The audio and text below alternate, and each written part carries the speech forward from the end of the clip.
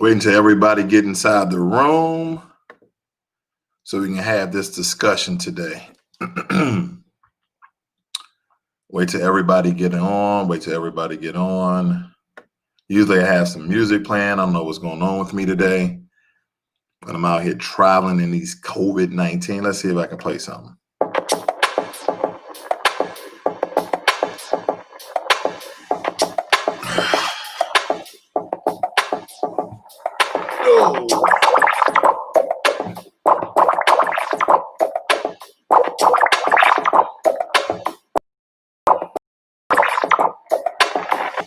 Good morning again. Good morning again. I should be a rapper. Good morning again. Now we're going to talk about some money today, guys. Good morning, guys. Good morning. Everybody come inside the chat. Okay. That's enough of that stuff. That's enough of that. All right, let's get into it, ladies and gentlemen. Today for your stock review, we're going to go over Zomedica. Okay, we're going to go over Zomedica. And right off the bat, I'm going to see if I can blow this stuff up for you guys as much as I can. Give me a second here. Okay, I only have one screen, so I can do a lot more with two. But bear with me here. Oh, give me 1 second, guys. Give me 1 second. I hate to be rude, but I need to take this call. Hey, what's going on, man? Hey, what up, fella? Hey, I just landed in Detroit, man. I'm at the hotel. Oh, okay. All right. How was the flight? It was good, man. Oh, okay. All right. Which hotel did you end up going to? Spring Hill, Marriott. Okay, Spring Hill Marriott on Updike Road? On Romulus. Something like that. Spring Hill Romulus Hotel. On Romulus? Yeah. Oh, and you got it in the zip code of 483? Yeah, I'll send you the address. Okay, yeah, send it my way. I'm at the airport now. Wait for them to board. All right, cool. All right, guys. Sorry about that. But anyway, let's get into the stock review. And let me make sure there's nothing covering things up. Let me hide that. Okay. So with this particular stock, if you notice, over the past 5 years, it's been pretty much down. It's been down 93%. Let me make sure everybody can see that. 93%, okay? And it's not been doing so well in the past year. It's been down 54%, okay? We're talking about Zomedica for you guys that's coming in, Zomedica. In the past 3 months, it's been up 88%. Now, this is a penny stock. In the past month, it's been up 154%. So it reached. Now, I'm going to tell you what's scary about this stock. 1 week, it's been down 3, and I think today is up. Let me show you something. This came back out in 2017, this particular stock, Zomedica, but it came out at 234. Some of you are going to ask, is this a good stock to buy? We're going to get into it. I'm going to let you know what I think. I'm going to read some information about this stock so you guys can understand, okay? So I'm right here, guys. Zomedica operates as a development stage company. It creates products for company analysts by focusing on the unmet needs of clinical veterinarians. It plans to offer novel diagnostics and therapeutics that focus on patient health and practice health. The company was founded by Gerald L. Selinsky Jr. on January 7th, 2013. Is headquartered in Ann Arbor, Michigan. The listed name for Zom is Zomedica Corporation. No, they did not consult me to come up to Michigan and give them any advice about how to handle their business. Just to answer your question. It's not like anyone was answering. Now, I do want to point you guys over to my balance. Can anyone see my balance right there? I know it's pretty small. I'm trying to do my best with this one screen setup I have going here. Let me see if I can. There we go. Let me see if I can do that. Right there, I have roughly $500 in spending. That's because I made some money. I bought a blink charging option. Okay, I bought a blink charging option. Just to let you know, that's why you see that money sitting right there. And I'm trying to decide, should I buy another option? Okay, so I got some chatter in the chat room. You get it, chatter in the chat room. But nonetheless, let's look into this. We got Clan Killer in the room. He's talking about MC stock tip. He says Sorrento Therapeutics is what I'm looking at. I used to live in Detroit nearby Harbor. I'm not familiar. This is my first time in Detroit, period. Okay. And this is about business. So I bought 5,000 shares of Zomedica at 11 cents. So you should be up. You should be up. You bought 5,000 shares. Oh, okay. Wow. That is, you talking about some bank, brother. Okay.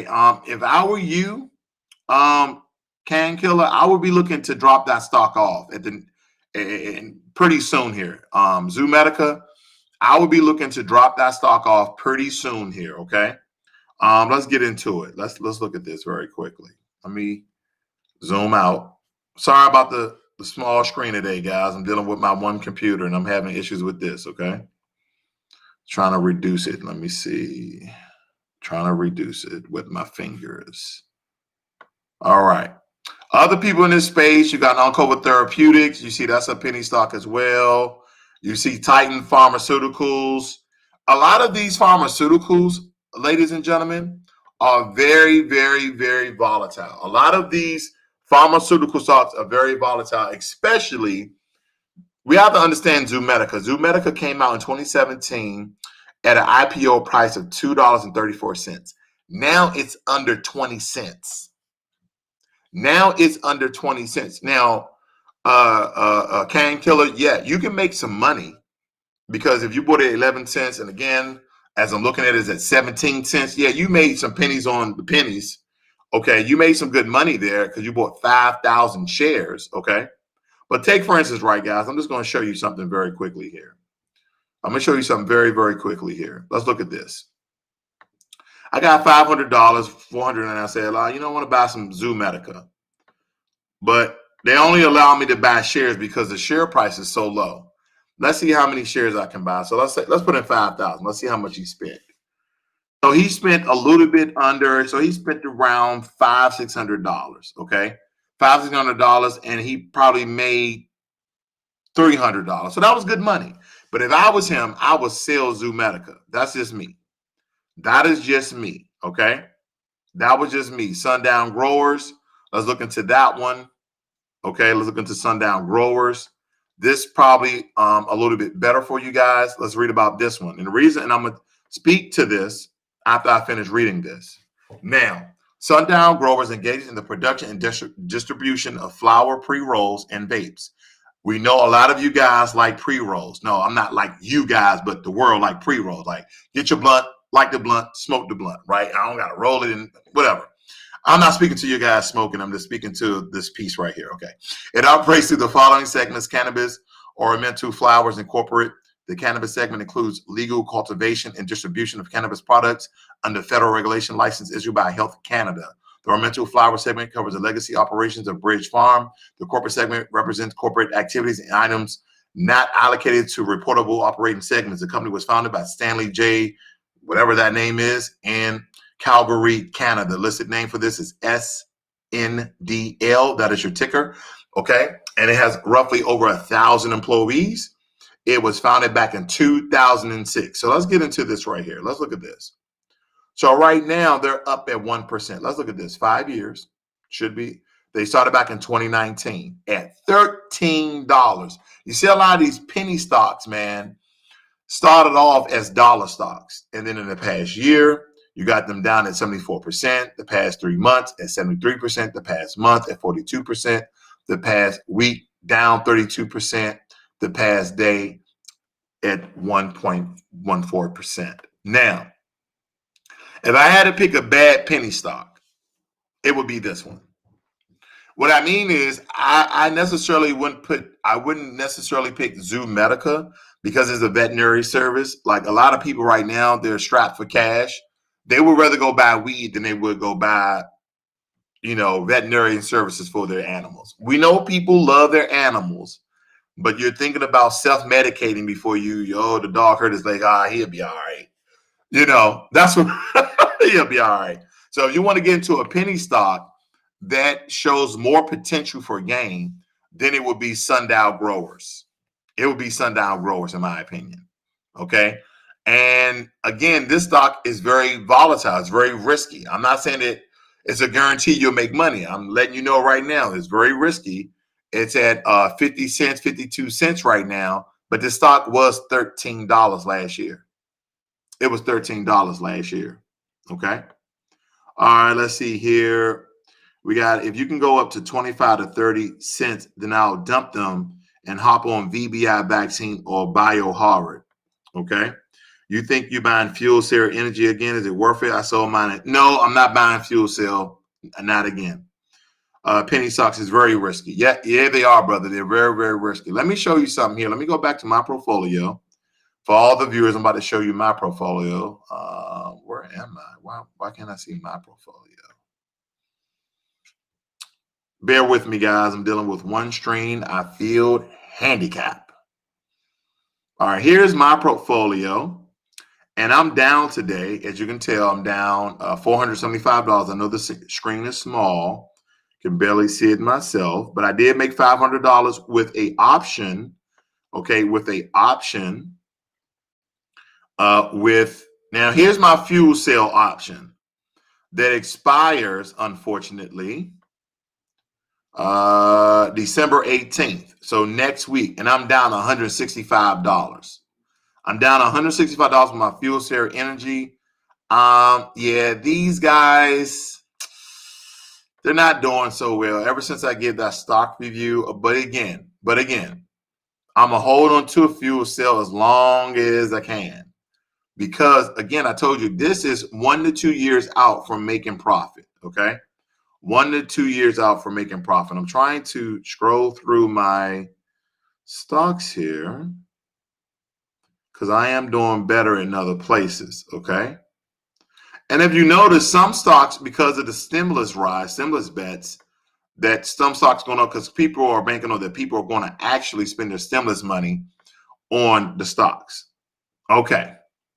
All right. Enough of that. Let's have a conversation. Let me just read you. It says, I'm waiting for Airbnb release. Hey, J-Love, I was waiting for it too, brother. I was waiting for it too. But I think they're pushing it back till next year. Okay, I think they're pushing it back to next year. I sold my Curl stock. I made a decent profits. Thanks to you, Ross. Well, thank you. I appreciate that. But you know what, Can Killer, you're making a lot of money off of me. I have not got one damn donation. I'm just keeping it. I haven't got one donation from Can Killing. He's made thousands of dollars off my information. I'm mad. All right, I'm off of it, guys. Let's talk about this Christmas spending. Now, I know a lot of you. Let me go on Instagram real quick. Go on Instagram. I'm gonna go live on Instagram. I know that a lot of you guys are going to spend and go into debt during this Christmas holiday. I'm going to beg and plead with you that you guys don't go into debt because of Christmas, because of a holiday that has nothing to do with the exchanging of gifts. First and foremost, let's just get into it. First and foremost, it has nothing to do with the exchanges of gifts. But a lot of you are going to go and spend your investments. A lot of you are going to go into your 401ks. A lot of you are going to go into your emergency savings account just because you want your kids to have a great Christmas. I beg to differ. You should be worrying about feeding your family, paying your rent and mortgage, and your utilities more so than any presents right now. We're living in the pandemic, and I know everybody wants things to be normalized, but we're not living in normal times. I know that you want things to be normalized, but we're not living in normal times. So you have to use your reserve money, use that extra credit card money, okay? That extra credit card money for emergencies only. Because you know, with me and credit cards, I just signed up for a Delta American Express credit card yesterday because I was traveling. I'm like, oh, I get some bonus points. They gave me 15 grand on the card. I'm not using that card, only for traveling. Only for traveling. You got to be very, very smart about the way you go about spending your money, okay? That's what you have to do. Let's see. He says the Airbnb, they have been updated to tomorrow and is already skyrocketing for $45 to $60 pre-release. That's crazy. Wow. But I really want to drive home the narrative of you guys not spending your money. And as we're talking here, I am still looking at some stocks, but I don't want you guys to gravely go into debt because of Christmas shopping and Christmas spending. You shouldn't be going into your 401k. You should not be going into your IRAs to buy gifts for anybody, in my opinion. If you don't have the money, you don't have the money. Now, I know there's a lot of Americans still at work. So you may have the financial space, you might have the financial room in order to do so. But I'm going to tell you right now, if any of you guys are going in debt because of Christmas, I'm just going to call you what you are. You're a fool. You're absolutely a fool if you do that. And I beg of you, I beg and plead of you that you guys do not do that. Okay? Now, as I'm talking to you guys, I'm looking into the information about Airbnb because now they set, let me look here. We're talking about Christmas. We're talking about stocks. We're all over the place. That's okay. They say it's listed 1210. Yeah. I'm on Robinhood. I'm going to show you what I'm looking at, guys, because I told you I do a lot of stuff on Robinhood as well. Let me share my screen here. Give me 1 second. Which one is this one? I think it's this one. Nope, it's not this one. I need to share this one. Give me 1 second, guys. I'm trying to set you guys up so you can see this. I do not do well with one screen. Here we go. So, ladies and gentlemen, this is what I'm looking at right here, okay? I know it's small, bear with me, but I'm looking over here to the right of things. Let me blow this up. Okay, can't blow it up.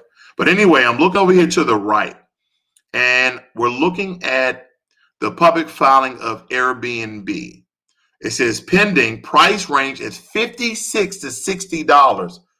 $56 to $60 for Airbnb. That's going to be released tomorrow. It says listed 12/10 December. Office pending. You know what I'm going to do then, right?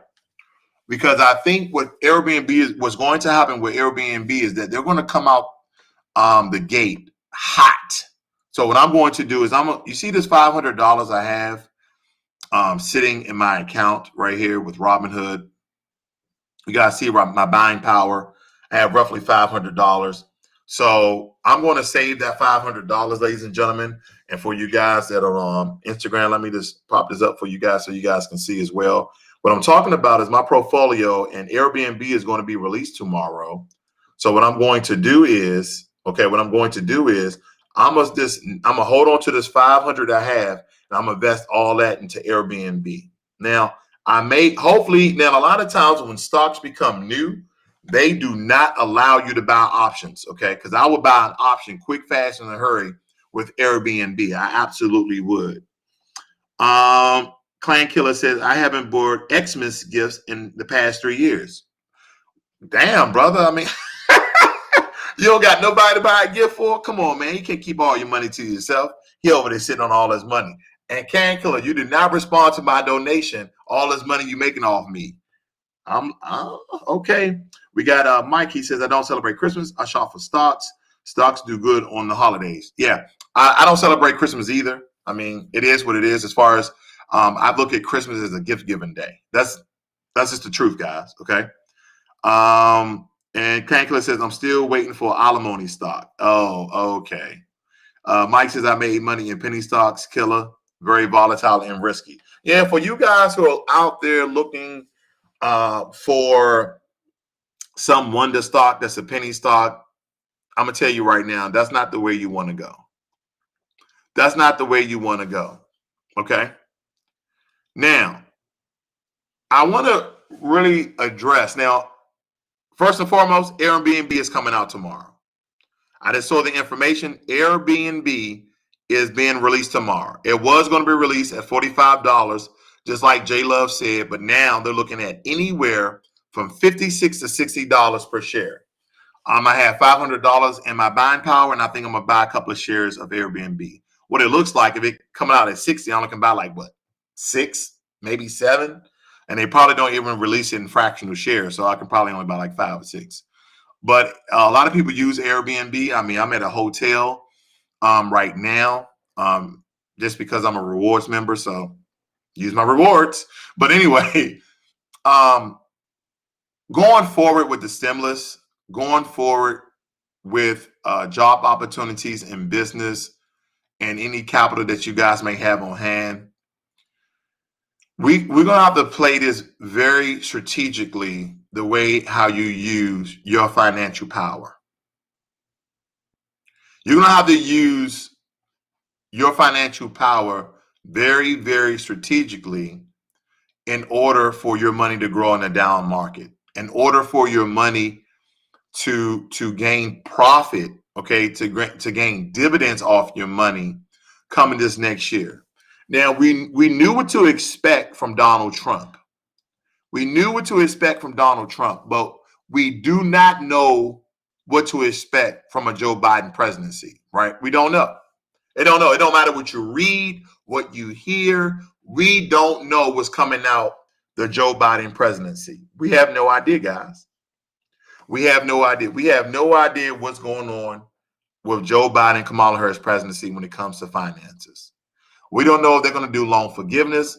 We don't know if they're going to give a second or third stimulus payment. We don't know. But you're going to have to protect yourself and your financial power, or as I always say, you're going to be out in the cold. You're going to be out in the cold. We got Adena from Twitch on here. Nice to see you as well. Thank you. But what would I do if I were you? Now, the other day I bought some silver. Okay, I bought some silver. I'm still buying silver. I haven't bought too much gold. I bought a lot of silver. If I look into what the silver prices are, let me see. Gold and silver. I know we're all over the board today, guys. I know what the topic says. We talked about Christmas spending. We talked about Zomedica. But I'm getting to the prices of gold and silver. And let me see here. We're looking at the price of gold and silver because a lot of you guys got your money in stocks. That's fine. Okay. That is okay. But let me share with you the prices for gold and silver. Okay. Right now we got gold at $18.45 and we had silver at $24. Now, I bought my gold, I bought my silver, most of my silver at $17 an ounce. Now, this new silver I bought it at $28.29. So I'm already down. I think I only spent $152. That's all I allocate, guys. It's not like I'm going out spending thousands of dollars. No, I'm going out spending 100 here to 100 there. This increasing my silver position. Because silver will continue to go up, because silver will become more and more. See, let me explain to you guys how this works. You have your precious metals, right? And the 4 top precious metals that people are trading right now is gold, silver, platinum, and palladium. Gold, silver, platinum, and palladium. And the currency that most people trade, since where men carry purses, see, the whole purse thing is a male thing that occurred essentially back in Africa. And then the Romans and then the Spaniards also, when the Moors traveled the world, the Moors had purses, and in their purses, they had gold. Okay. They mostly had gold. They didn't have too much silver. They had gold.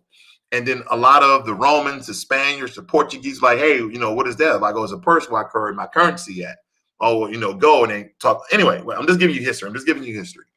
But nonetheless, as gold and silver, mainly gold, has become rare. That means the price of gold is going to go up. Now, if they find another gold mine, then the price of gold goes down a little bit, and then it becomes rare, then it goes back up. So silver is becoming more rare than it's ever had in history, okay? More rare than it has in history, and they're using silver in a lot of products, just like gold. There's gold in your laptop. There's gold in your laptop. There's also probably gold and copper mixed in some of your wiring in your home. So don't go and take down your drywall and take the gold out, or take your old computer. It's going to be fragments. It's all inside of the computer chips and microchips of your computer. But nonetheless, you should be buying silver at least. you should be buying silver at least. Okay. And I'm gonna go check on something very, very quickly, because the price of silver, as I was showing you guys, it's right here. The price of silver is $24.11. Okay. But I'm gonna go and I'm gonna look at something really quickly. Give me a second. But you have to invest your money on a wide spectrum. You have to invest your money on a wide spectrum. You can't just spend your money in one place. Okay, give me 1 second. American Precious. I'm going to show you what I'm talking about. I'm going to show you what I'm talking about. Give me 1 second. Because I know, Cancler, I know that you're doing a lot of risky investment with your penny stocks. And I keep telling you can make a lot of money with penny stocks. Don't get me wrong. You can make a lot of money with penny stocks. But what I want to tell you is you shouldn't have all your money in penny stocks. The only money you should have in penny stock is the money that you say, hey, it's like gambling. Penny stocks is absolutely gambling, in my opinion. Bar money. Penny stocks is absolutely gambling, in my opinion. And if you have money to gamble with, then it's hard for me. It's very, very hard for me. Let me show you something very, very quickly here. I'm just going to show you what I'm talking about. All right. All right. Making sure they don't have my address in here. Okay. Let me share my screen with you guys. And if anybody have any questions or any comments, please let me know. Okay. Let's see here. I think that is the one. Okay. So I just want to show you my order. Here's my order. I did order some silver the other day, and where I order mine from is APMX, American Precious Metal Exchange. Okay, that's where I go. There's other reputable websites where you can buy gold and silver, and I believe that you should. Okay. Mike says it's up now. Silver used to be cheap. Yeah, silver used to be under $17 when I bought it. So you guys should absolutely be buying silver and not buying Christmas presents for people who don't love you. I always buy presents for my immediate family. Okay, for my immediate family, I buy presents for people I live with. Now, and I got cousins that I love. I got family that I love. But hey, you know, we don't live. Yeah. Hey, Merry Christmas. That's all I give them. Let's see. Ross, my main stock is Tesla, Fine Eagle, Virgin, Zoom, MBR, Neo, and TSM. Okay. Okay, because I always stress for people to have 4 to 6 stocks. Okay. Hey, boy, says, can you buy it on Robinhood? I think you're talking about Airbnb. Airbnb should be on Robinhood tomorrow, but it definitely will be on WeBull. I always tell people, look in the description below. Well, after this video, because I didn't put the information down there. But I have a WeBull link, and you'll get a free share, and I'll get a free share. But WeBull, Airbnb will be released on WeBull, okay? Airbnb will be released on WeBull. But nonetheless, what I was going to get into and tell you guys, you should be buying precious metals, bar none, okay? You should be buying precious metals, bar none. I don't want to speak conspiracy theories. I don't want to speak about doomsday devices. I don't want to speak about no silly stuff like that, right? But essentially, I want you guys to picture if the American economy falls. That's the first thing I want you to have in your mind. What if the American economy falls? What is money? What is money? I went over this the other day. What is money? Money is paper. And as one of my viewers said before, the American government just prints off money. This prints off money. Let me show you this. Where's my wallet?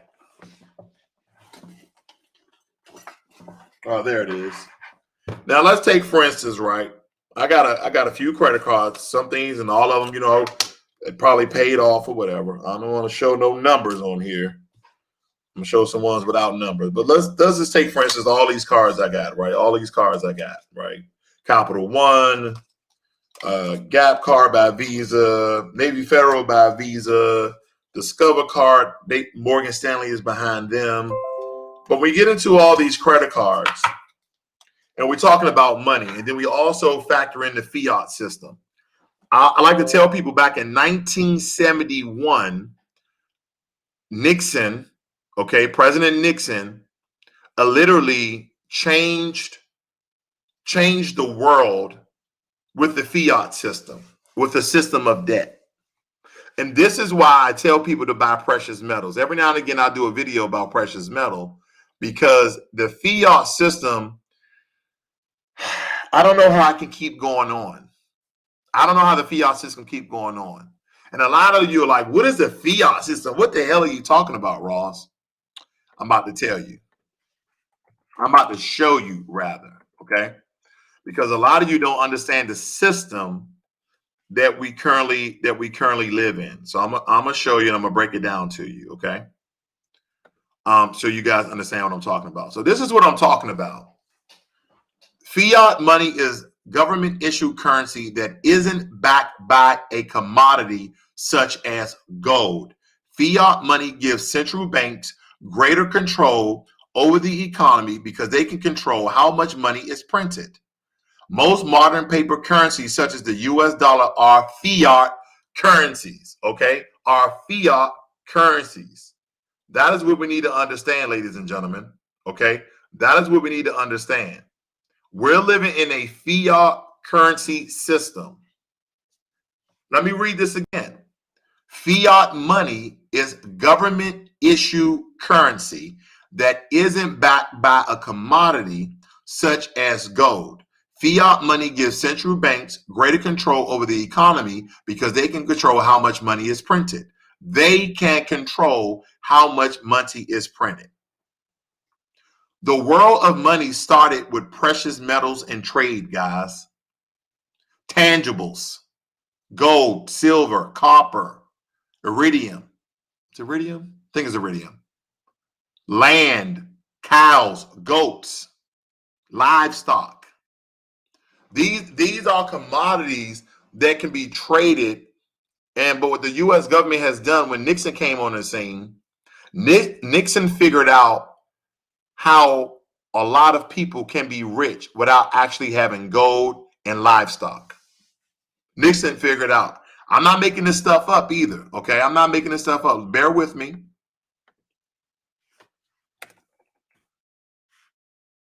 I'm not making this stuff up. I'm going to show you. His name is all over this, okay? His name is all over this. Look at this right here. It says fiat money started to predominate during the 20th century since President Nixon's decision to decouple the US dollar from gold in 1971. A system of national fiat currency has been used globally. Fiat money can be any money declared by a government to be legal tender. When is the last time you guys went out and bought a car and that car was $20,000, $30,000 and they gave you the car? When would they do that at? What did they do that at? Have you noticed that anytime you buy a big ticket item like a car or a house, you never receive the money in your bank account? Now, they may give you a cashier's check, but 9 times out of 10, most people will never see that money. Most people never see that money. Why is that? Because we live in a system where the government controls the money. That's why cryptocurrency is important.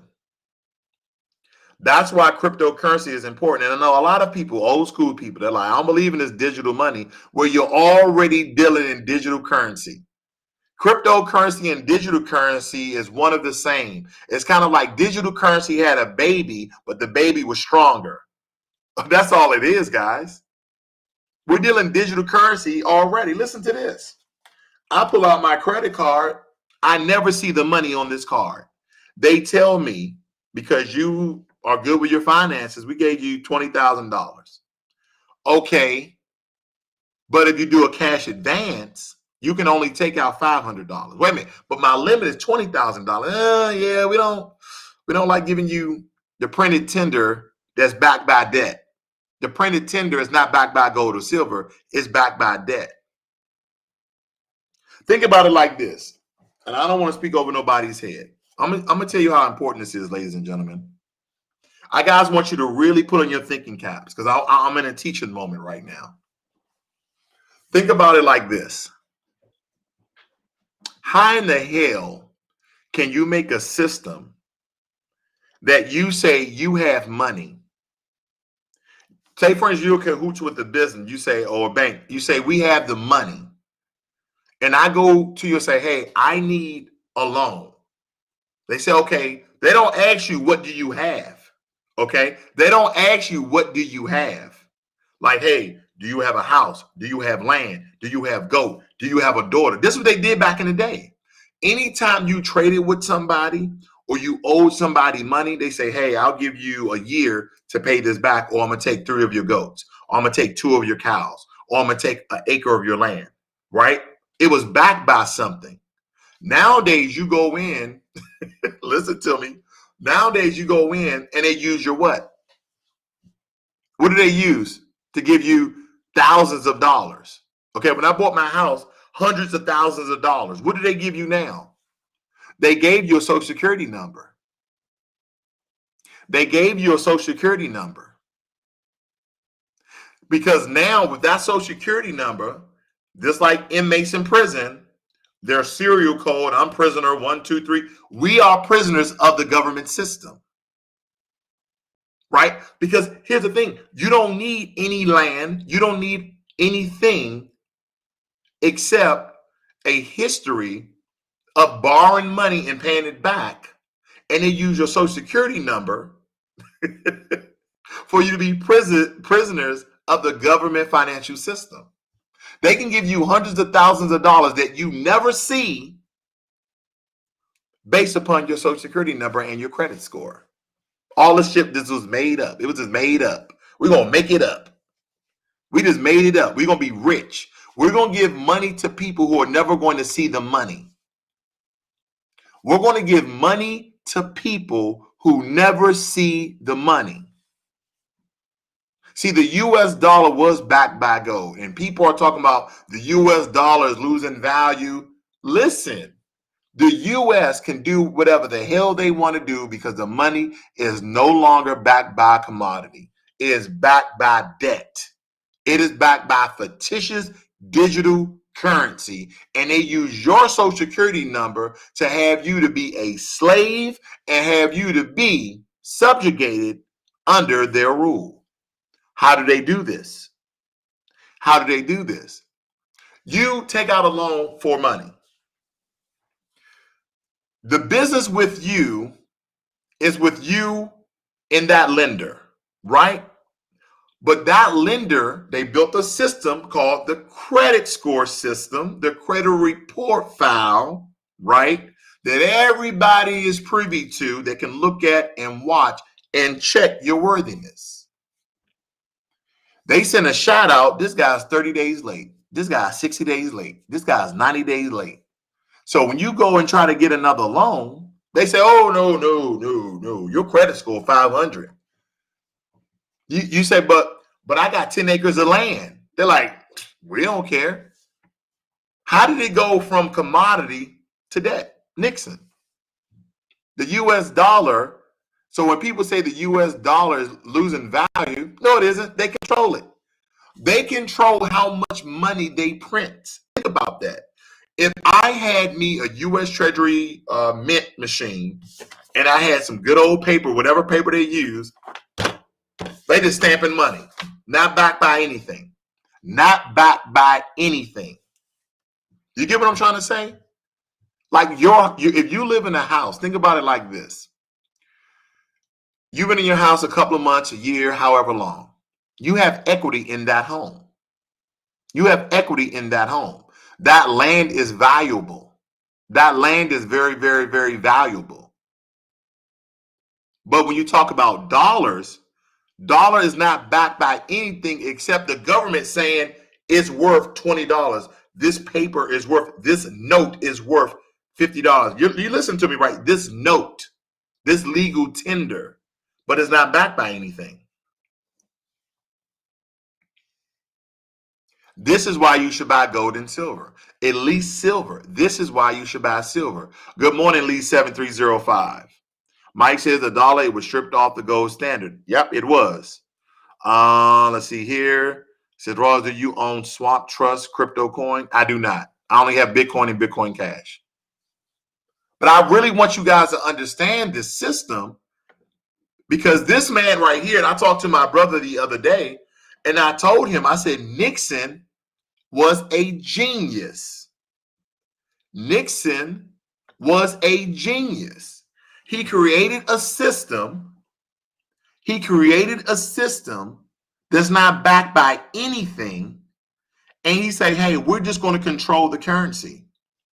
We're going to print money and control the currency. And then the new technology age, living in the 21st century, we have what they call digital currency, where people no longer see money. People no longer see money. You contact your bank, you say, I'm looking for a house. They use your social security number. They run it to the credit report. They ask you a couple of questions about your job. They see any other accounts that you have. Okay, real money that you made, right? That's backed by a fake fiat system. And then they say, okay, well, sir, we will, you can buy a house up to $500,000. You say, okay, cool. But then they want to know what house, because that house is not yours. They're giving you the money, right? They're giving you the money, so that house is not yours. So you never receive the $500,000 in your bank account. But then the bank talks to the developer or whoever's selling the house, and they say, hey, yeah, how much is the house? Okay, we're going to send an inspector out. Okay, seems as though it's worth that amount. Then they send them the money. But you never see the money. The only thing you see is a bill. How does that happen? How does that happen? What happened to money? See, everybody think money is the pieces of paper that you have in your pocket. No, those are notes. Those are notes, legal tender by the government. They can just print money. Let me go back. They can just print money. Now over here it says, fiat money is a currency established as money, often by government regulation, that does not, listen to this, it does not have intrinsic value. Fiat money does not have use value and has value only because a government maintains its value or because parties engaging in exchange agree on its value. So what is the significance? I know that's what you guys are asking. What is the significance of buying silver and gold? Silver and gold is what you call real money, tangible money. You can't just take a lighter and burn up silver and gold. You got to have hundreds of degrees of heat to burn up silver and gold, because these are actual tangibles that you're going to use. See, back in Africa, Rome, Greece, those places, they had gold coins. When you dealt business and you bought some at the market, you bought brick and mortar, you bought fruits and vegetables, you bought somebody's cow or goat, you use gold pieces, you use silver pieces, you use actual money. So that's why when this new age came about, they backed the money, the paper money, because it was easier to carry and easier to control, and they backed it by the amount of gold that was in the U.S. mints and the Federal Reserve. That's how they did it. But when Nixon came on the scene, he changed the U.S. currency. He changed the U.S. Financial system to fiat. So government can have total control of the money. Now, Nixon was going to get impeached, remember? Or I think he got impeached. It's always like he got impeached on the House, but not on the Senate. I always forget. But Nixon essentially got impeached, and he just left the presidency. But they left this system in place.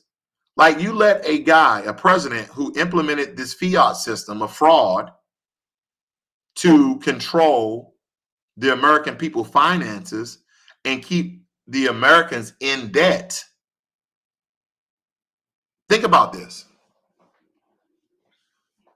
Think about this. This is very important. How does the petrodollar relate to this? The petrodollar. She least 7305 all over the place. I'm going to get on that, sister.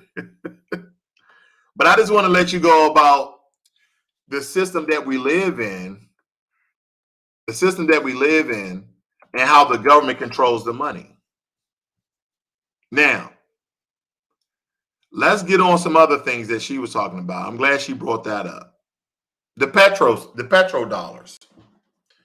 It says the petrodollar system is an exchange of oil for US dollars between countries that buy oil and those products. The petrodollars was the result of the oil crisis in the mid-1970s when prices spiked to record levels.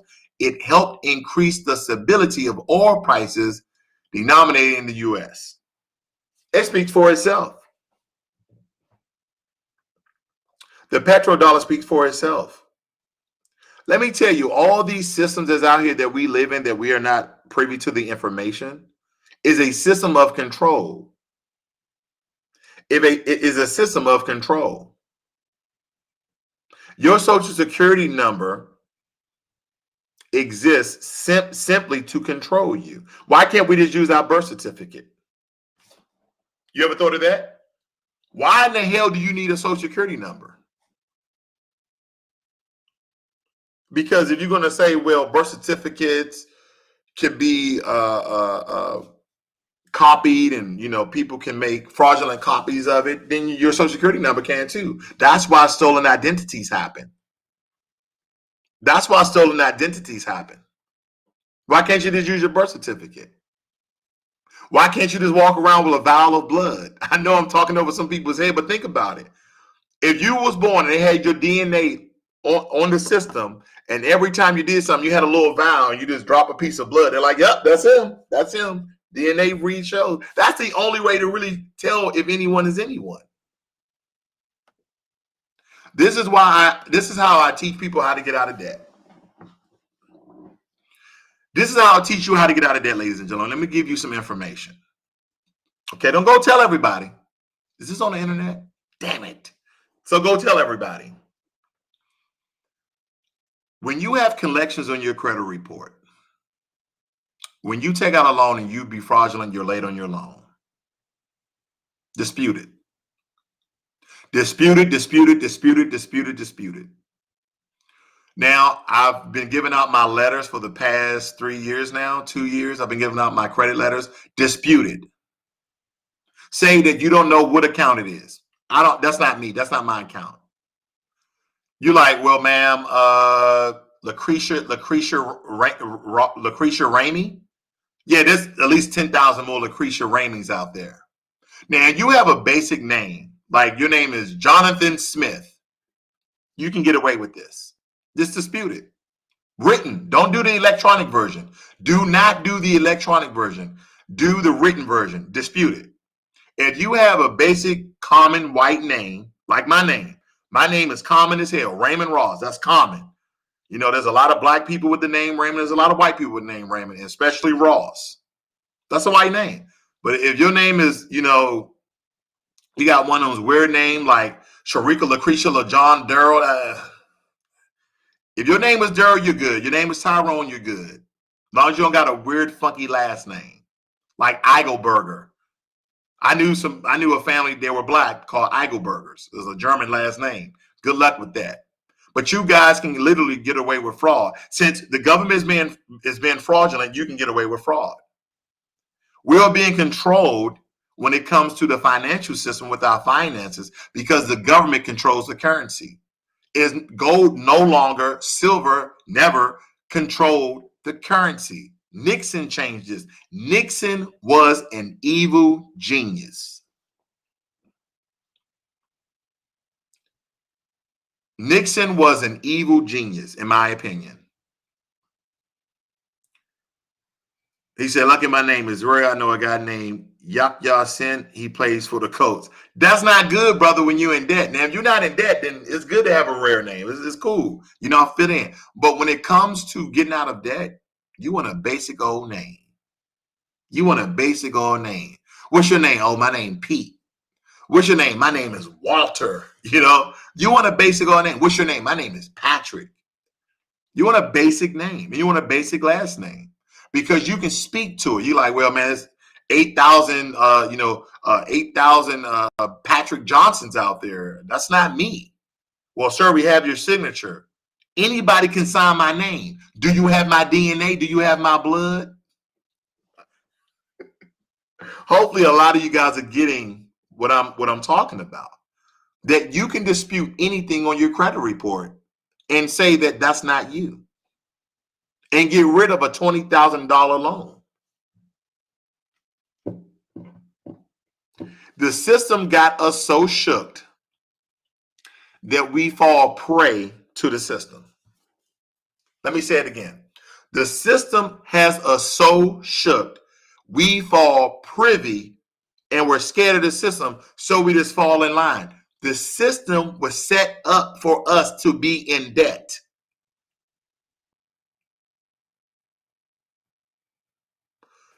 Okay, let me break this down. Here's a question.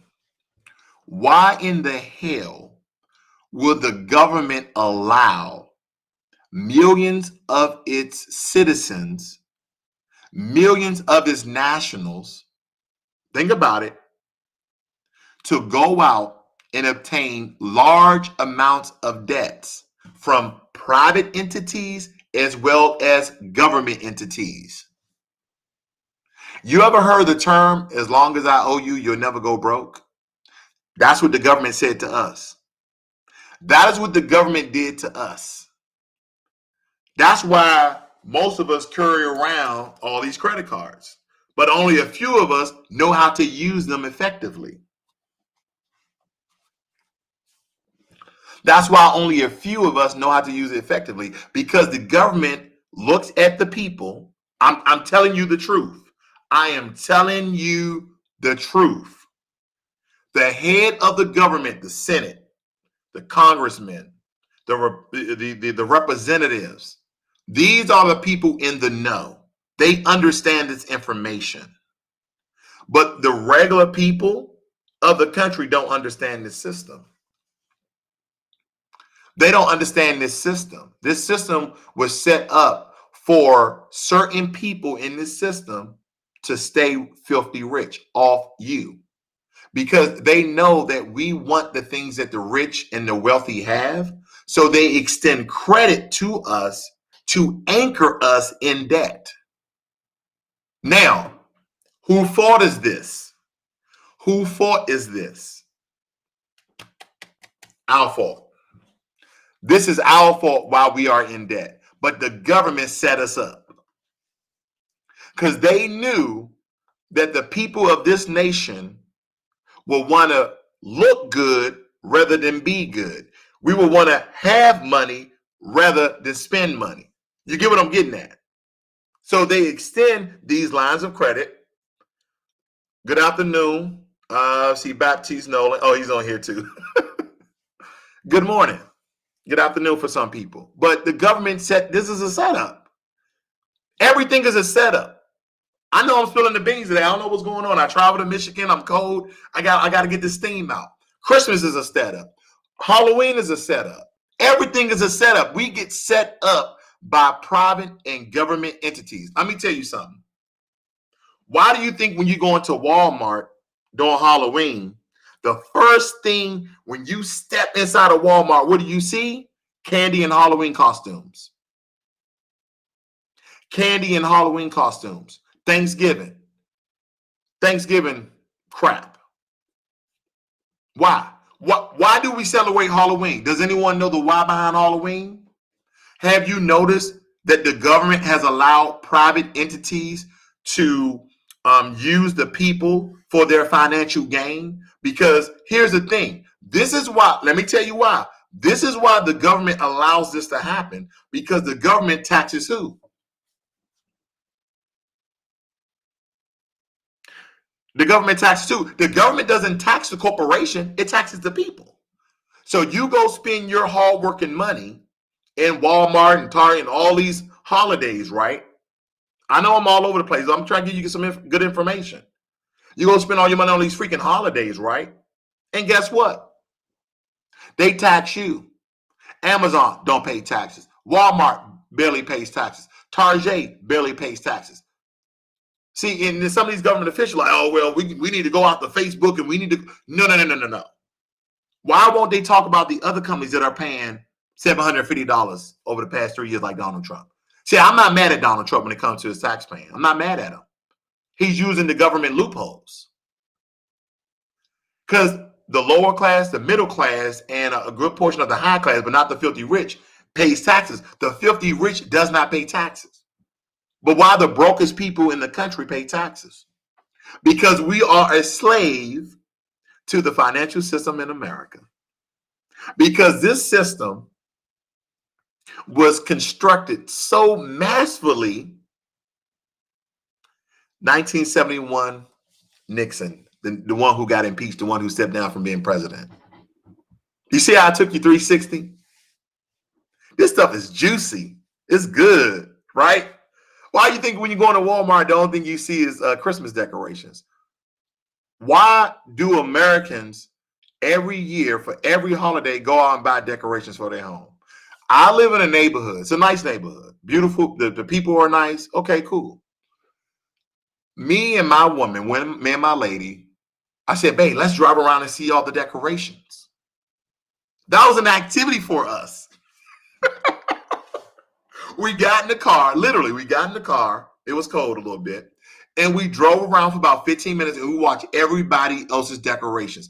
People are spending hundreds of dollars of putting up lights and Santa Claus and all sorts of things in the yard, reindeer, the second coming of Jesus Christ and Jesus Christ in the manger. Why? You know what they'll tell you, right? Because I know some of you are going to say this. It's the kids. No, it's not. The kids look at, oh, that's nice, mom, and that's it. Kids appreciate it for 1 minute. Why you spend all that money? Because America has manipulated and perverse holidays. Jesus Christ is out of Christmas. Jesus Christ has been out of Christmas since I was a little boy. It's been out of Christmas. It's all about gift giving. That's why when people say, man, what you doing for Christmas? I mean, we're doing something for gift giving day. They're like, gift giving day? It's Christmas. Okay, where's Christ at in Christmas now? People are, oh no, they put the X. No. That's just shortening it up Christmas. People know what it is. Let me back up a little bit. Let's talk about Thanksgiving. Guys, we're talking about money and how money is predicated upon the fiat system and that we are slaves to our government because the government can print money. So the value of money is, again, predicated upon what the government thinks it is because it's no longer backed by gold or silver. All right, Thanksgiving. Thanksgiving. Why do we celebrate Thanksgiving? Now, I gave my account of why I celebrate Thanksgiving. I use this day to be around family and friends and have a great meal and talk about, things throughout the year. But how did Thanksgiving started? How did Thanksgiving started? Is it when the Spanish murderers, explorers came over? They call them pilgrims. No, they were murderers. Came over with the Native Americans. I think, I forgot the name of the tribe, started with an S. They sat down with those and they became partners in trade. Then after a couple of years, they started killing them off with disease and actually killed them off with guns and went into war with that tribe of Native Americans. And then they made a holiday out of it called Thanksgiving. And supposedly they got that holiday from the Native Americans because the Native Americans used to celebrate the harvest. Okay, a nice harvest coming in of all the things that they cultivated throughout the year. So they stole that holiday and they perversed it into Thanksgiving, talking about when the Native Americans and the Pilgrims got together. No, the Native Americans and the murderers, the Spaniard and Portuguese murderers, came over and took the Native Americans' land. But we celebrate that. And a lot of us don't even know why we celebrate Thanksgiving. Now, I know I twisted my meaning of what Thanksgiving is. But we go out and we buy all these decorations. For what? You're just eating a turkey and some food and giving thanks. I'm going to talk about Halloween. Let me read some of your notes. I don't want to ignore anybody. I know you guys been talking. I love to read some of your notes. Let me go back up here. Let's see here. Cold World TV said they also investigate purchases. I tried to finance a computer monitor, but unfortunately, delivery was to my home address. Yikes. I'm finally debt free starting today. Paid off my plane ticket from my trips in Japan in 2019. Went 3 times. Okay, brother, why you in Japan so much? Go to Africa. That's where the real business is. I know I've been to Japan. I like Japan too. But you got to go visit. You got to go visit, essentially where our people came from or where life came from. We got Shina. You are correct, sir. Look at student loans and can't get it discharged or removed. Don't pay it. Don't pay it. Good morning, family from Alaska. It's warming up. I bet you it is. Do we have to pay taxes on gold and silver? Do they have to know we have it? Now, good question, Lee 7305. Okay. I have a buddy who told me about a gold dealer who deals off the market. Legitimate gold, but he deals off the market, so it can't be traced and tracked. Unfortunately, I can't give you that information. I can't give you guys that information, but I can tell you that they're out there. You have to find them yourself, unfortunately, or know somebody that knows somebody that knows somebody, but you can't. But you do pay taxes when you pay for the gold. Okay, but here's the thing. The reason why I deal and I buy silver and gold on and off the market that can be tracked, because at the end of the day, I can say I lost it. Someone robbed my house. They stole my, you can't track it. See, here's the thing. If you deal in gold and silver pieces, I wish I had a silver piece.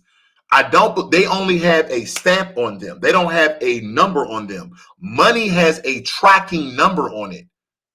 That's why when people rob banks, they're like, hey, what serial codes was on that money? They can track it. So when you spend it somewhere, they can track where you spend it. They can track down your location eventually.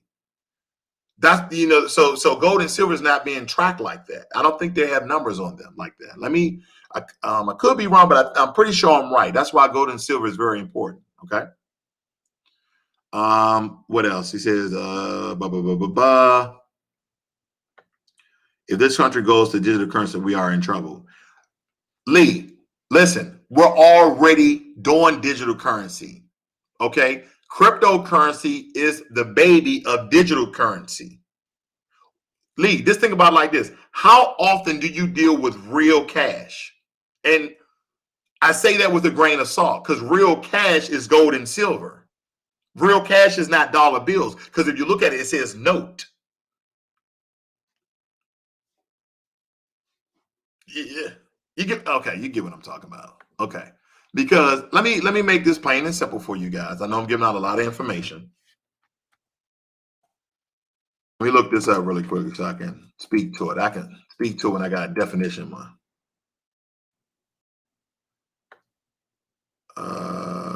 No, they talking about let's see. Okay. So let's get into this very, very quickly here. So we're talking about notes. This is what your money says. Anybody got any dollars on them? Just read it. At the top, somewhere it says note. I don't have any cash on me.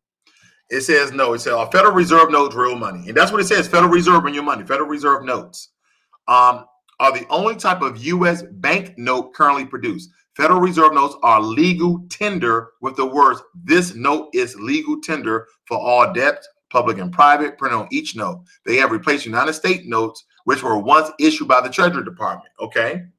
So let's look up legal tender. What's legal tender? Now you read it's coins or banknote that must be accepted if offered in the payment of a debt. Legal tender is a form of money that courts of law are required to recognize as satisfactory payment for any monetary debt. Each jurisdiction determines what is legal tender, but essentially is anything which, when offering payment of a debt, extinguishes the debt. Okay, basically he's saying, look, I'm white and I say so. That's what that means. Look at it. Each jurisdiction determines what is legal tender. Each jurisdiction determines what is legal tender. I'm white and I say so. That's what it means to me. Look at this. Entitled legal tender states, United States coins and currencies include Federal Reserve notes and circulating notes of Federal Reserve banks and national banks are legal tender for all debts, public charges, tax. When does it say it's money? Uh-oh. Uh-oh.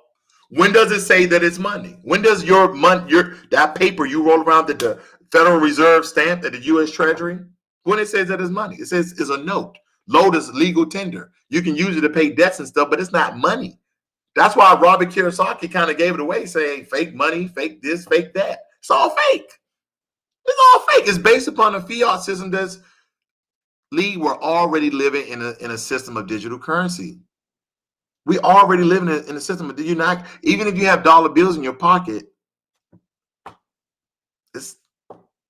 I know it's crazy. It's intriguing at the same time.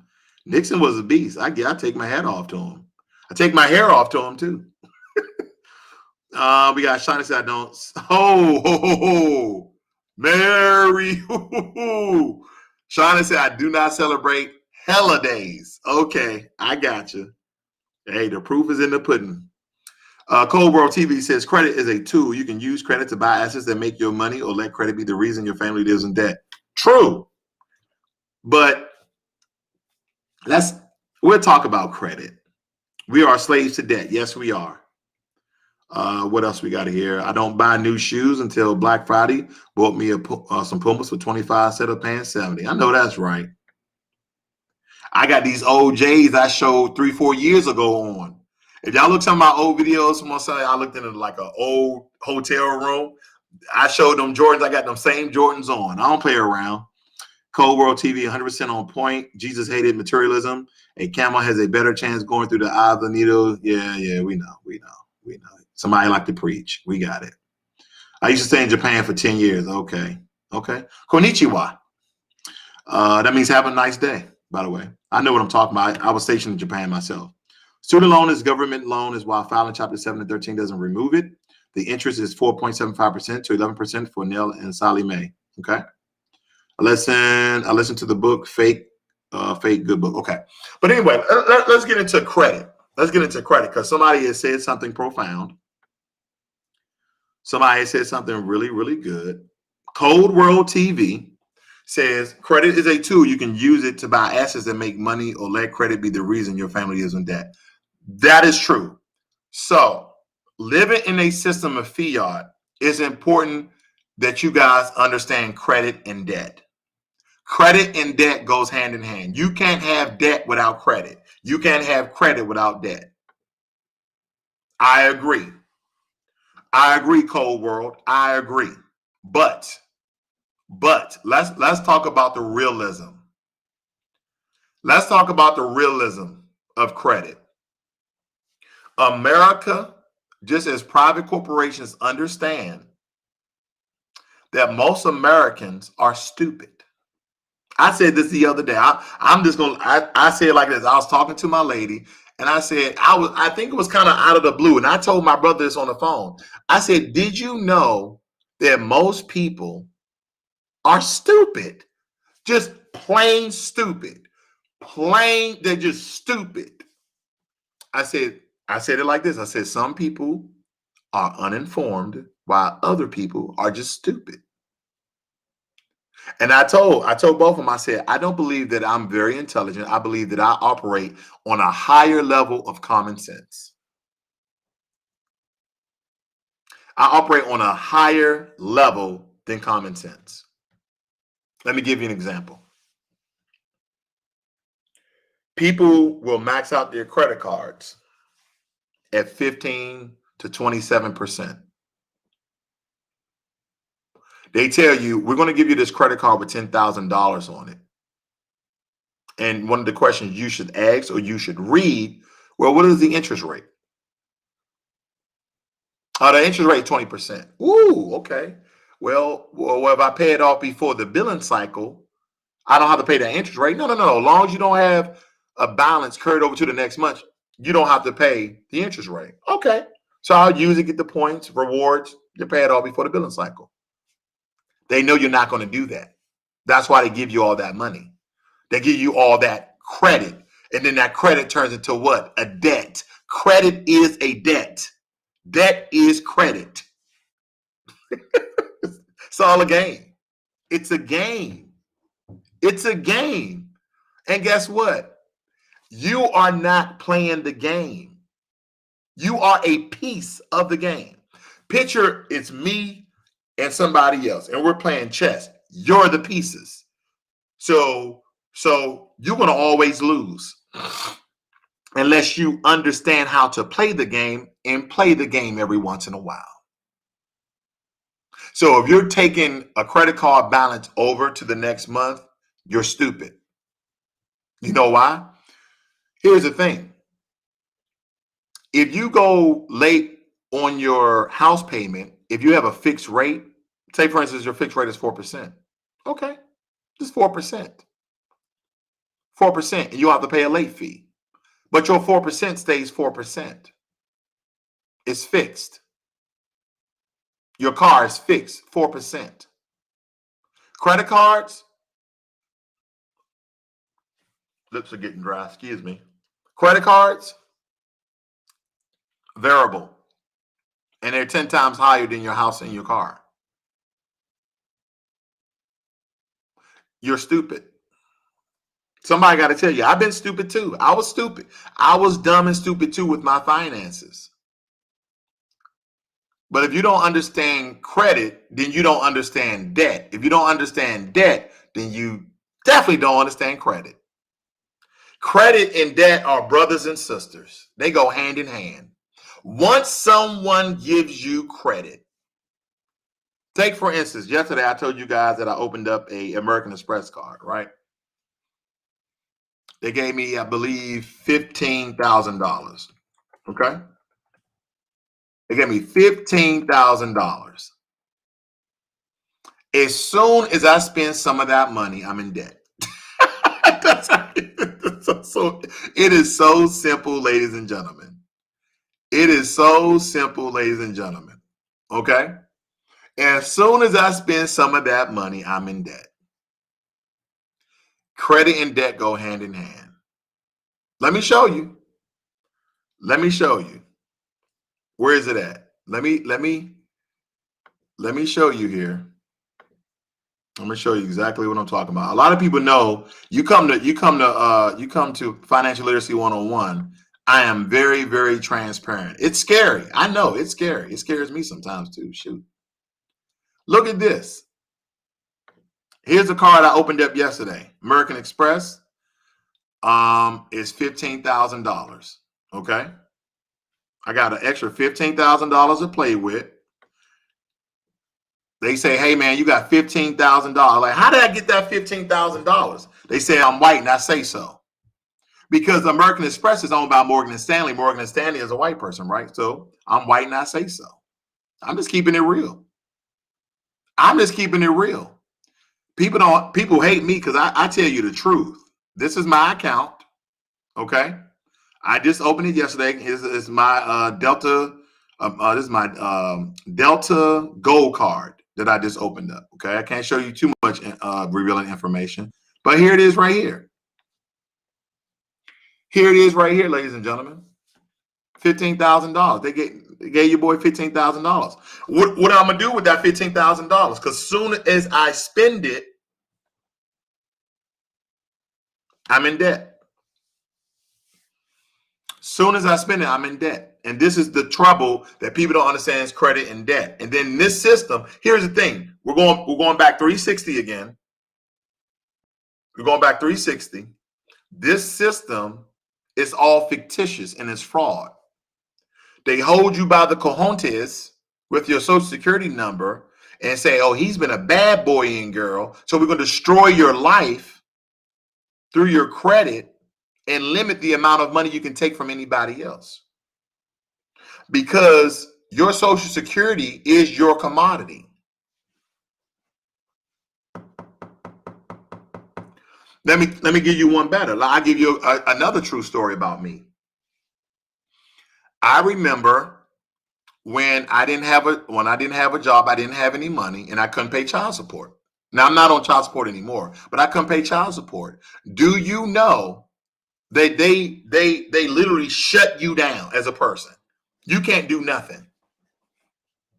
If you go to court and you don't pay your court fees, they put it on your credit. They're like, no. We're not going to lock you up, Mr. Ross. We want you to pay this goddamn $13,000 for these court fees, for your back child support. Think about that. We live in a system of debt. So if you don't buy tangible money like gold and silver, if this fiat system crumble, and like I was telling Lee 7305, guess what? Your money is a note. Your note is tender. And then your tender is crap because it's not backed by anything. So if someone hits the turn off button on the Federal Reserve and everybody's bank account goes zero, what do you have? Think about that. I'm going to say this and I want you to think about it. I'm going to say this and I want you to think about it. Your money is in a bank somewhere. What we call money is in a bank.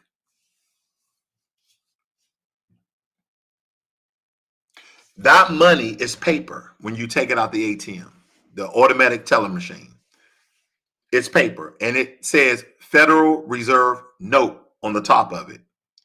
And then that note is legal tender to pay off debts and bills. But that tender is not backed by a commodity. So essentially, it's the government saying it is what it is. We're white and we say so. We white and we say so. That's a $50 bill. You can pay off debts with a $50 bill. What happens when the U.S. currency falls? Have you noticed in history, I want you guys to think deep. In history, every great nation has failed. At least once. Rome failed. Mongolia with Genghis Khan failed.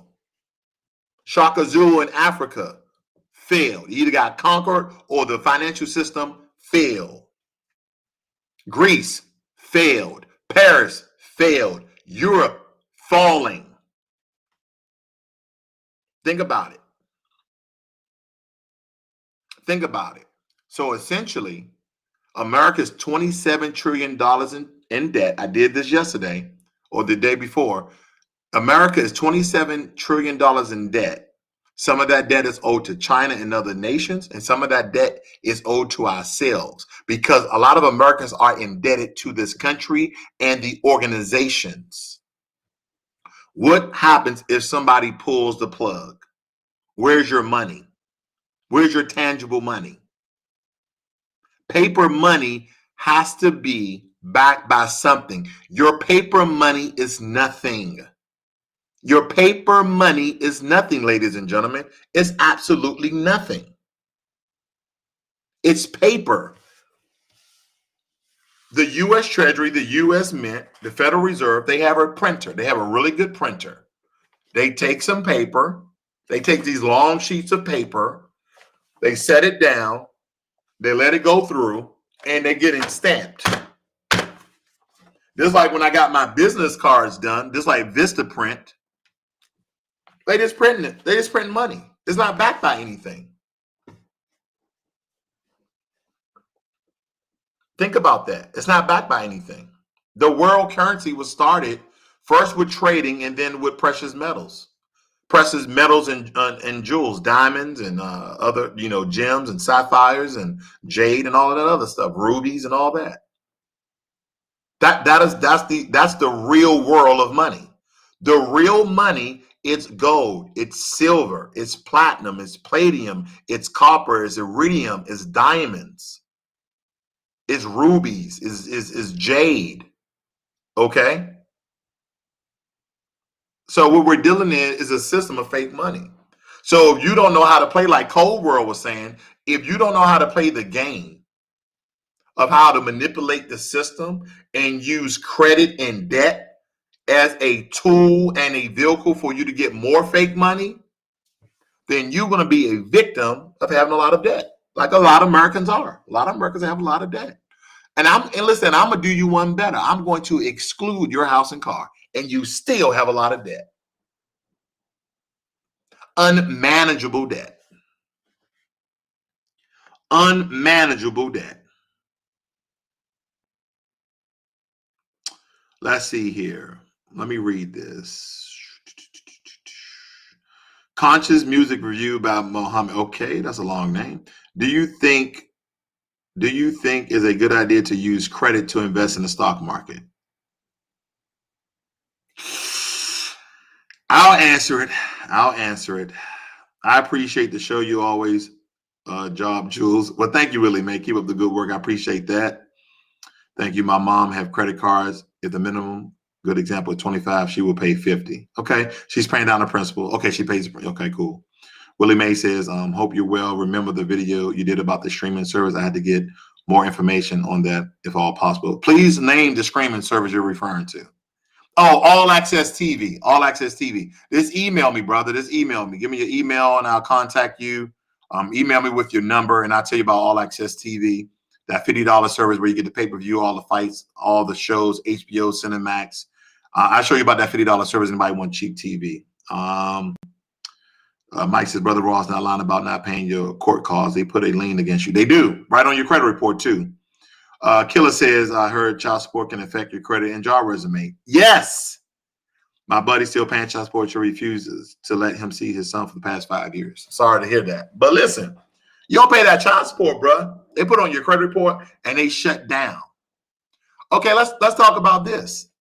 I'm in a good mood. I got a little time. I'm on a little business vacay. My buddy told me bring boots. My buddy told me bring work boots. This is not a vacation. We're gonna be working. I only bought sweatpants and work pants. I didn't bring a suit, no nice clothes, no nothing. What I was getting into. Let me make sure. How about this, ladies and gentlemen? Can I talk about child support? Am I going to offend any females or men? Let's talk about child support. Now, child support. Oh, no. I got some. Child support is fraudulent. But let me tell you. Let me go back. Somebody asked me a question. Oh, should you use credit to invest? Should you use credit to invest? No. Brother, I'm not calling you stupid. I'm calling that action stupid. Don't do that. Do not use credit to invest. Robinhood has this system, this entity that you can go Robinhood Go. Don't do Robinhood Go. Do not do Robinhood Go. That's credit. You're using credit to invest because you have to owe Robinhood back in interest. Do not use credit to invest. Use your real fake money that you have in your bank account. Okay? Do that. Don't use credit to invest, because when you use credit to invest, don't forget that credit comes with an interest. That credit comes with an interest. So the amount of money that you're making with your investment, that's being taken by about the amount of interest on your credit that you use to invest. So take, for instance, a credit card. I'm just going to use 15%. You get credit at 15%, but your portfolio is only making 20%. You're only making 5%. But what if your portfolio is doing bad because the market is doing bad, because the market is down, because there's a market recession, because there's a market pullback date or market correction date, and your portfolio is down 10, 20%. If your portfolio is down 10%, then you're essentially down 25% because the amount of credit and interest that you have at 15% of that loan. I digress. Child support is fraudulent. You know why? You know why? Does anyone know why child support is fraudulent?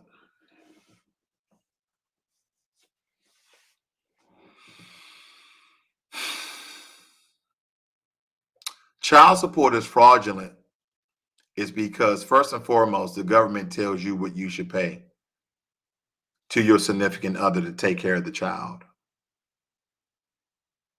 Growing up in a black city like Washington, D.C., when I was growing up, Washington, D.C. was 70% black.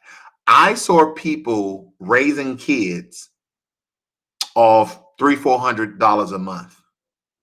$300-400 a month. I'm not saying it was the best living. I'm not saying that. I'm saying they were taking care of kids. But there's men and women out there paying thousands of dollars in child support simply because the other person has custody. Okay. The reason why the child support is fraud is because it's built off of old English, old world terms. Anybody ever thought about this? 9 times out of 10, who gets the kid? Who gets the kid 9 times out of 10? The mother, right? I know you and I have seen situations where the dad wanted the kid too. As a matter of fact, my buddy who came to see me this weekend, he has custody of his son because they deemed the mother unfit because she had some issues. I'm not going to say any names. I'm going to keep that irrelevant, but she had some mental issues. But other than that, if she didn't have those issues, 9 times out of 10, they give the kid to the mother. So the father is fighting and trying to like, hey, I got my finances are in order. I have a home. I have this.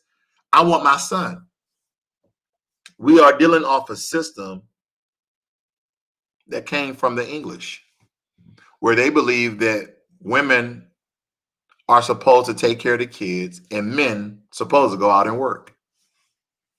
You like, it can't be that simple. It's that simple. We are essentially a branch of the European government, because we need to understand that first and foremost, the U.S. is not a country, it's a corporation. I'm giving too much away right now. I'm giving too much away. I got so much in my head. You know how your head hurt, you got to get it out? The U.S. is not a country, it's a corporation. That's why you have a serial code, aka social security number. That's why you pay taxes on everything.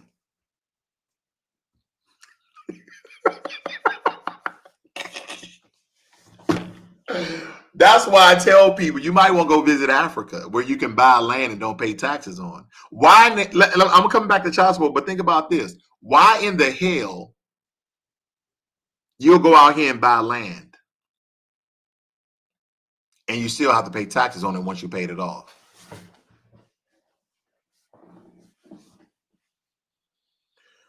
You bought a house, you buy a land to make a parking lot. After you pay it off, you still have to pay property tax.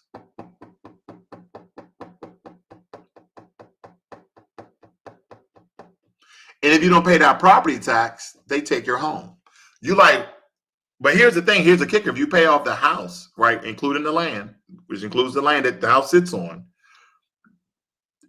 you can legally uproot your house because you're paying property tax. The property is essentially the land tax because of all the things your house goes through, like all the utilities and stuff. You're paying for all those things. But it's fraudulent. You never will own your house. You will never own the land that your house sits on. Let's go back to child support. How can the government tell you how much you should pay based upon how much you make? Think about that. So if I make $50,000 a year, they say, hey, Mr. Ross, you have to pay $1,000 in child support. If I made $75,000 a year, they say, Mr. Ross, you have to pay you have to pay $1,500 a month for child support.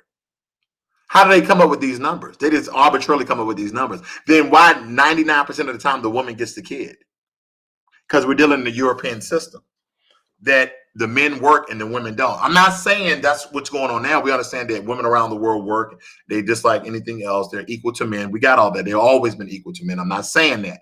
I'm saying back in the day, women did not work. They stayed at home and nurtured the kids. We're still dealing in a European system. Because we need to understand that the majority of white people in this country, which they have the largest population in this country, they're from European descent. They're from European descent. Now, I'm not talking about just any Europeans. I'm talking about the hybrid Europeans. The Europeans with light colored skin, because Europeans can come in any color, right? That's just a nationality. But I'm talking about the hybrid Europeans that have light colored skin. Look that up. Yeah, I know what I'm talking about. I don't even have to say it. Anglo-Saxon, Caucasian. I don't got to say it. I'm just going to say hybrid with light skin. And look up how the U.S. is not a country, it's a corporation. I'm not making this stuff up. Look up the Treaty of Peace and Friendship of, I think it's 1777 with Morocco. I got that from my brother. We read that this weekend or last weekend. This is a corporation, not a country. That's why you can never own the land in a corporation. That's why you'll always pay property tax, because this is not a country. Because in other countries, they own the land and they don't pay taxes.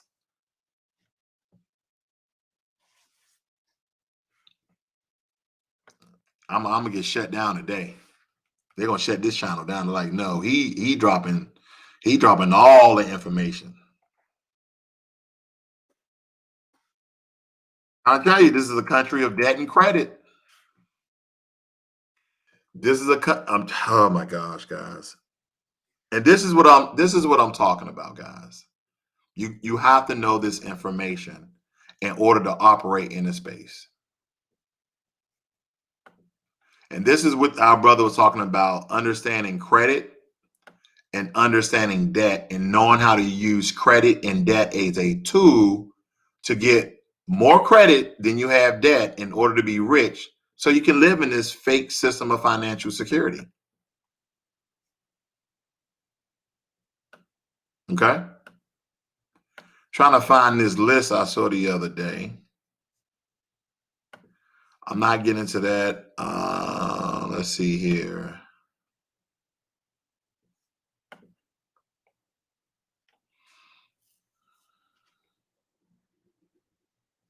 Trying to read this list. Give me 1 second, guys.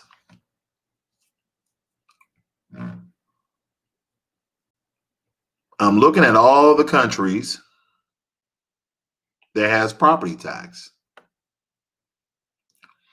Then you look at some countries. Look at this.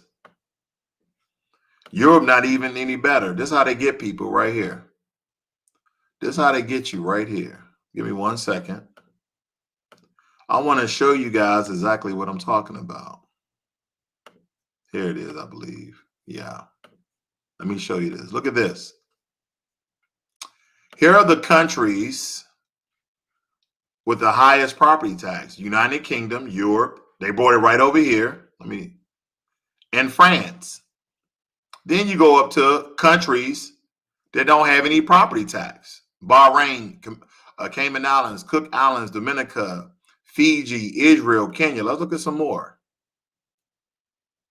This system of finance is all a game. I'll read this definition. This was, giggles. A property tax is also known as a real estate tax or house tax.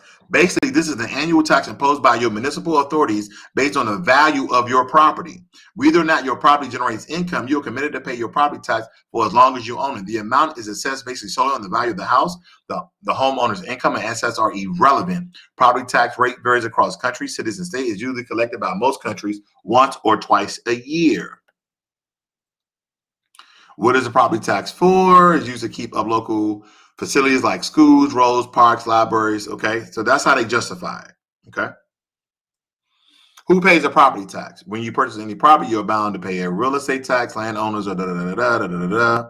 When you fail to pay, okay, they get into all of that. Countries with no property tax. Look at this. Kenya, Monaco, Namibia, Norfolk, Oman, Qatar, Saudi Arabia, Seychelles, Sri Lanka, Turks and Caicos Islands, and United Arab Emirates. And then they got 10 U.S. states with the highest property tax. Look at Texas, right in the middle. That's where I live at. Okay? Jersey, Illinois, New Hampshire, Connecticut, Nebraska, Vermont, Michigan, New York. See, Texas is cheap to live, but Texas has high property tax.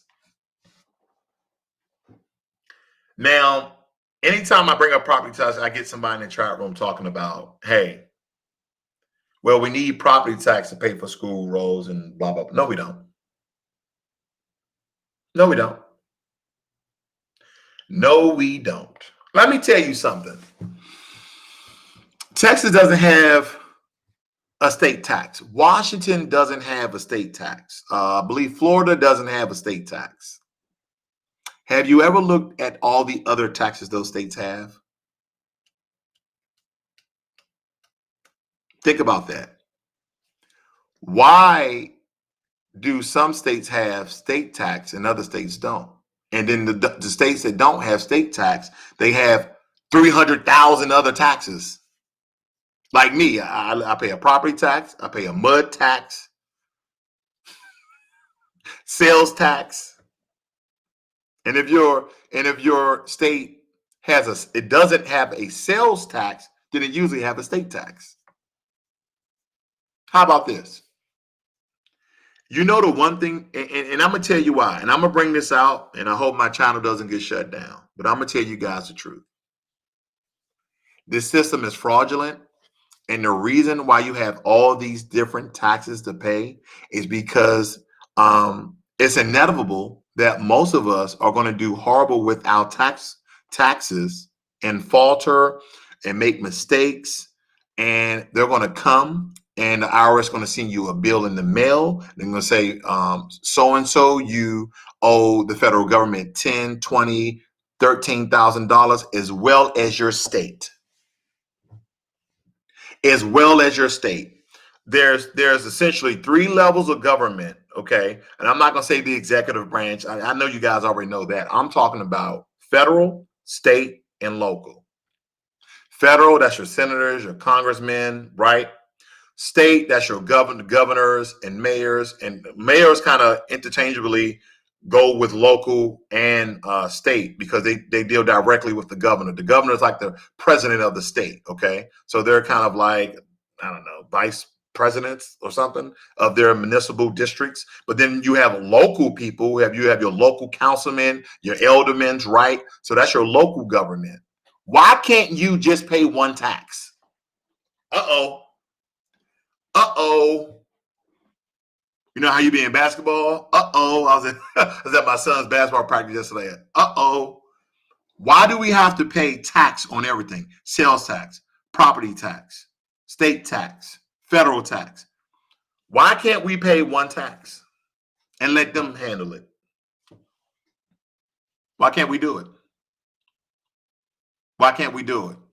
Because this is a fraudulent system of credit and debt that they know that you're going to falter on. They know that you're going to make a mistake on, and then you're going to start on the federal government and your state governments and your local governments. Take, for instance, Maryland State. Maryland State. I'm originally from Washington, D.C. I moved to Maryland because of the taxes. Come to find out, Maryland State had a lower rate of taxes. But I didn't know in Maryland State, you also pay local tax. Local tax. Local tax. Like, you don't just pay state tax. You pay state tax and local tax for your county. For your county. Ladies and gentlemen, this whole financial system is a fraud. That's why I buy gold and silver. Because at any given moment, the markets can crash. The computers with your money, of the fake money you have in there with the Federal Reserve notes, can go out. But if you got silver and gold, you can still do business. You can still move around.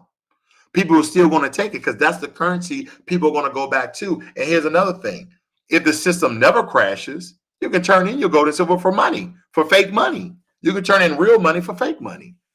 I asked my the guy who was cutting my grass, Chris, I said, Chris, would you take gold? He said, hell yeah. He was white. He knew about it. If I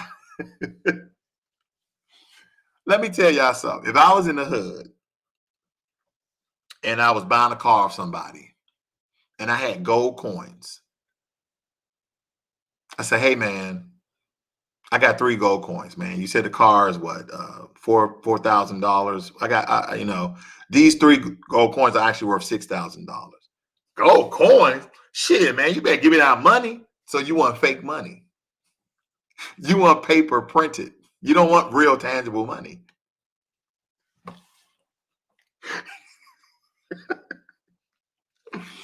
And here's the thing.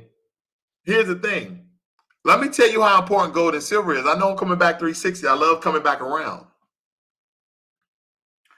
Gold and silver fluctuates in price. But over the course of time, gold has been going up. Silver has been going up. If I give you $3,000 in cash, in paper, right? In good old American cash, in paper. Guess how much that $3,000 is worth in a year? Minus inflation, right? But for the sake of argument, minus inflation, let's say it's going to be worth $3,000. If I give you $3,000 in gold, if I give you 3,000 currency in gold, how much is that going to be in a year? It's going to raise anywhere from 5 to 10%. So why wouldn't you want real money? Nah, man, I want that bread. I want that bread.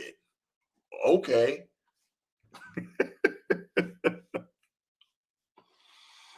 Oh man. Let's look into this. Let me see what you guys say. Florida has no state income tax, capital gains tax, and estate tax. What are you trying to say, Mike? They have capital gains tax and estate tax, or no capital gains tax and no estate tax? There's a tax torture out here in California. Peace, everyone. How you doing, Ashley Hawkins? I've been on here for a minute, girl. I'm up here just running my mouth.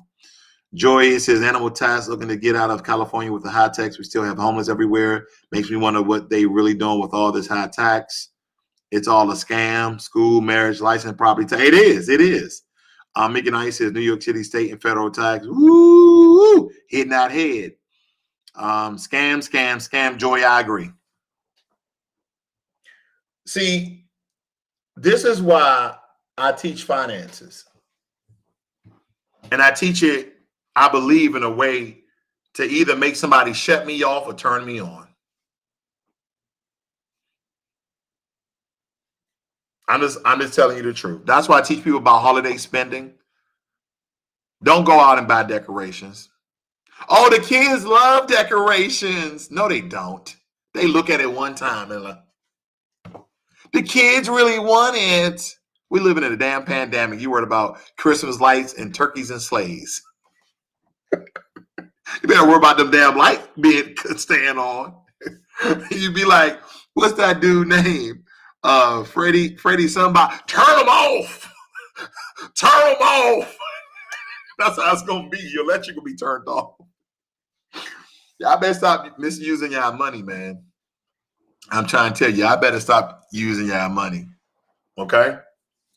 Richard Wilkinson says, appreciate the words of wisdom, especially with Virgin Galactic. Okay, I'm glad I could be some help there. What else he says?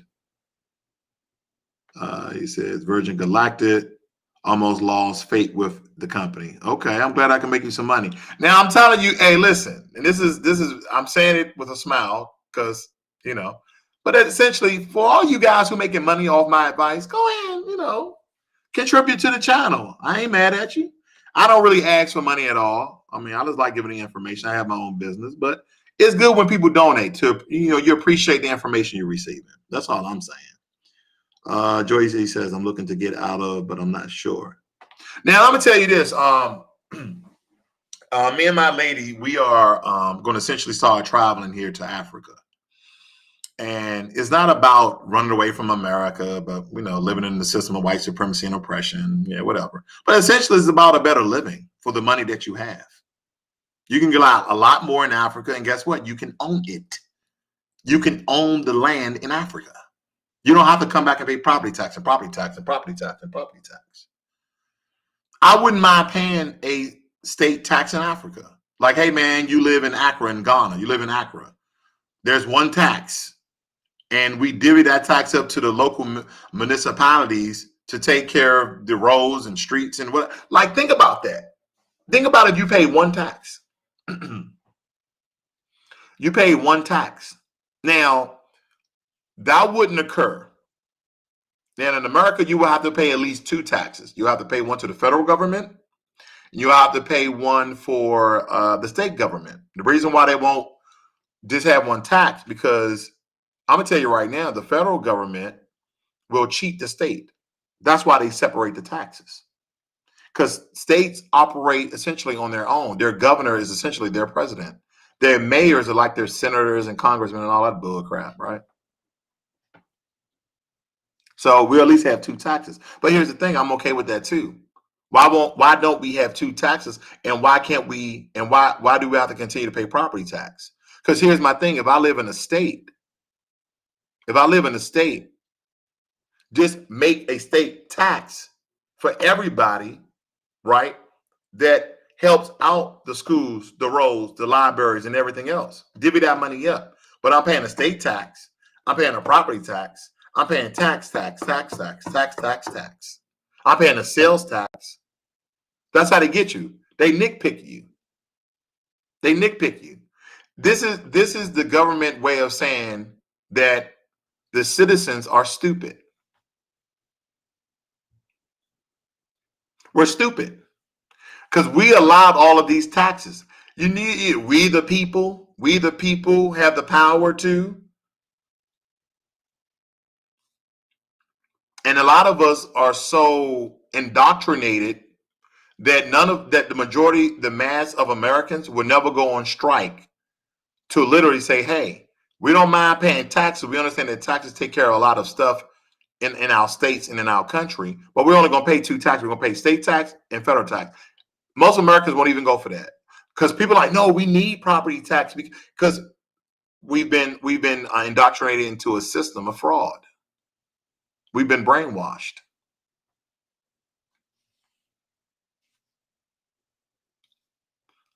That's why melanated people out there, I encourage you to go visit Africa. You don't have to live there. Go buy some land, though. Go buy some land. Take you, do a cash out refi of your home. You're still going to be living there, right? Do a cash out refi. Take you 50 grand. Go buy you a slot of land in one of these countries. I'll tell you some good countries. I'll tell you some safe countries. You got Ghana. You got Namibia, you got Gambia, you got Botswana, you got Rwanda, you got Tanzania, you got Kenya. Just to name a few. Egypt. Go ahead and buy you some land. Just in case. You never know. I'm not saying, oh, you want me to move to Africa. No. Let's go buy some land. Go ahead. Rent out the land lot. Who knows? But we're living in a system of fraud. We're living in a system of fraud, ladies and gentlemen. Unfortunately. And hopefully today on this broadcast, I reveal some information for you guys to understand that a lot of times on my channel, there's so much information I be wanting to tell you guys. And every now and again, you'll see me slipping in nuggets of information. Then I get off because I'm scared that I'll keep ranting like I did today and give a wealth of information that I've learned over an amount of years that the government banks on us being stupid. That's why we have all the taxes. That's why the government tells men and women how to pay, when to pay child support. I'm going to leave you with this. I'm not going to give you all this information, but I'm going to give you a piece of this information. Did you know that you can become a U.S. non-citizen? You will become a U.S. national. And if you become a U.S. non-citizen, you don't have to pay taxes.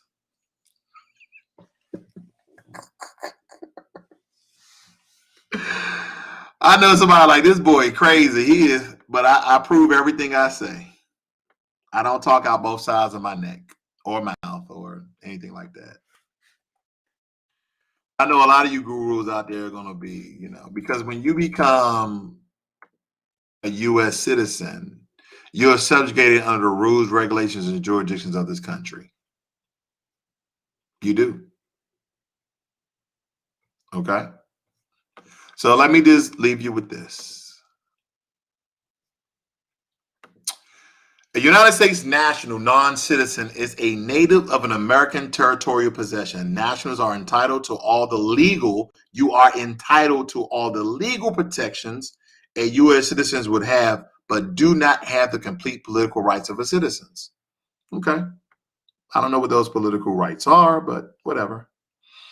U.S. law defines a national as a person owing permanent allegiance to a state. Since U.S. citizens owe allegiance to the U.S., there are both U.S. citizens and U.S. nationals. However, it's possible to be a U.S. national, but not a U.S. citizen. Nationals who aren't U.S. citizens can apply for a U.S. passport. So you can still have a passport and everything else. Now let's look this up.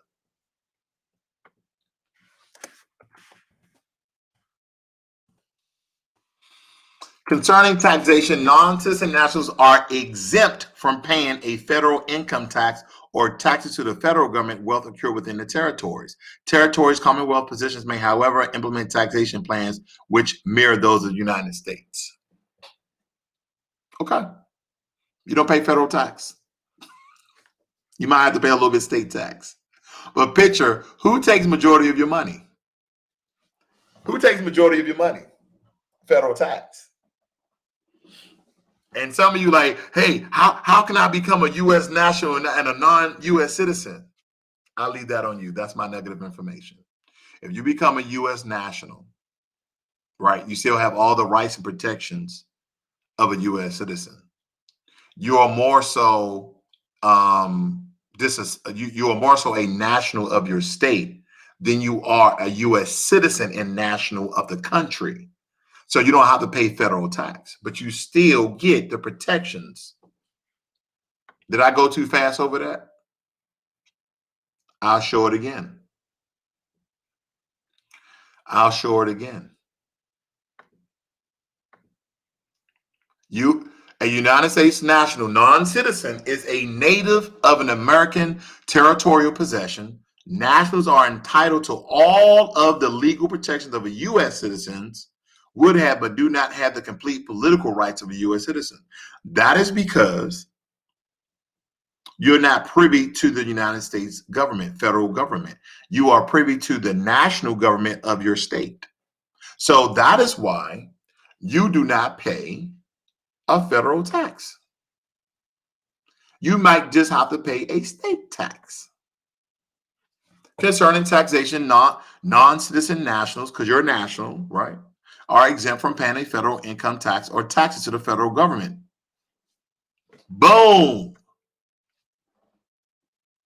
Money is much more than meets the eye. Man, information is powerful, man. My head hurt now because I got it all out. I got it all out, guys. Today I got it all out. I'm staying on here for 3 hours, 16 minutes, and 43 seconds. All right.